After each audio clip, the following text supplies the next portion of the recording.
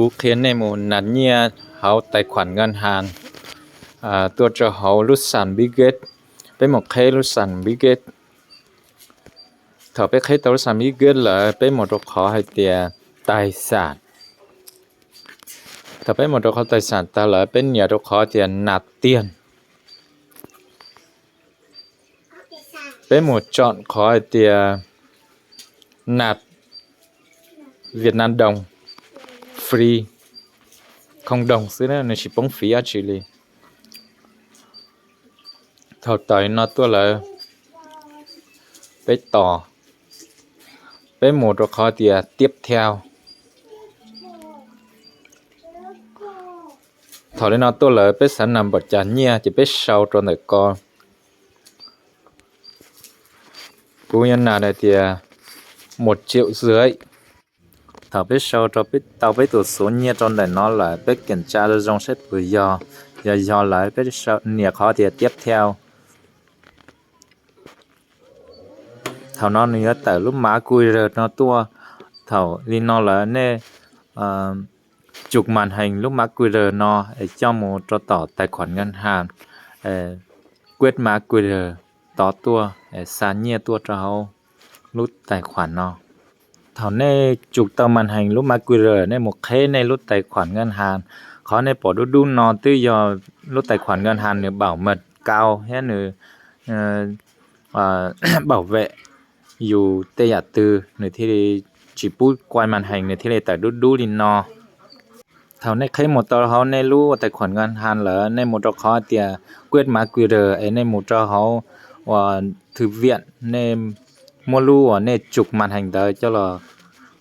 tí tệ cho chị này khế chị này pun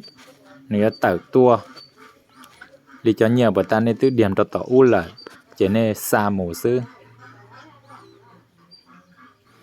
khó để nói là khó lịch sử giao dịch thành công lý cú xa 1,5 triệu lý bởi ta cứ tứ sau cho tỏ lại cho nó biết một tỏ xe của tàu thảo biết một tỏ về bên nhà cho khó tiền hoàn tất nó nè thảo bên nhà tới ta biết bỏ tờ tiền nạp tiền thành công như thế tuột gió nó là nếu như sai cân cầu lý thế nữa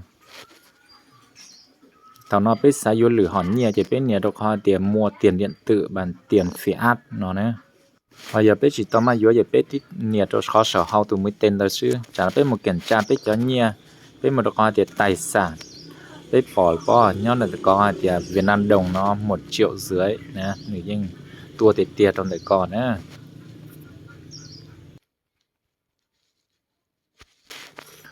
thảo lên nó là bây một bảo cho như $, cho bây tí tệ cho tụ cả tiền support nó nè thảo lên nó là bây một nhà độc khó tiền chuyển đổi thảo tờ lên nó tôi là giờ bây chuyển đổi tàn cho giờ bây tí nhà độc khó tiền tối đa nó chỉ này tàn cho ít triệu ít này nè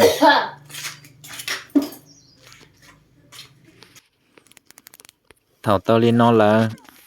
bây nhà khó tiền mua USDT bây say dò lại cho nhà dò lại nó chỉ bên nhiều khó thì USDT để nó này khi thì USDT bằng 26.000 nó nên có đọc xiên này mua xác nhận thì nó bây trở lại để nó khi tao thì tao $56 nữa nè bé một sau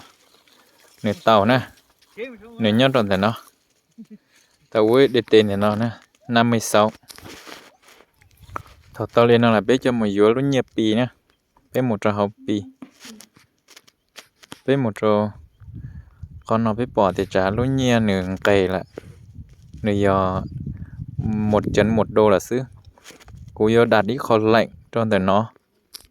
cú yo dúa trong tờ khó tê chấp lại nó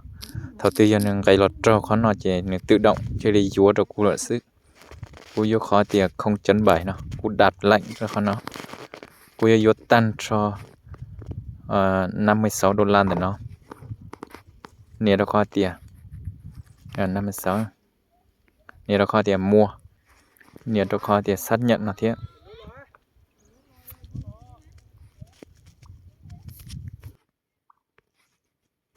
đặt lệnh vô thành công nè. Để nói giờ cô đặt lệnh vô thảo 0.7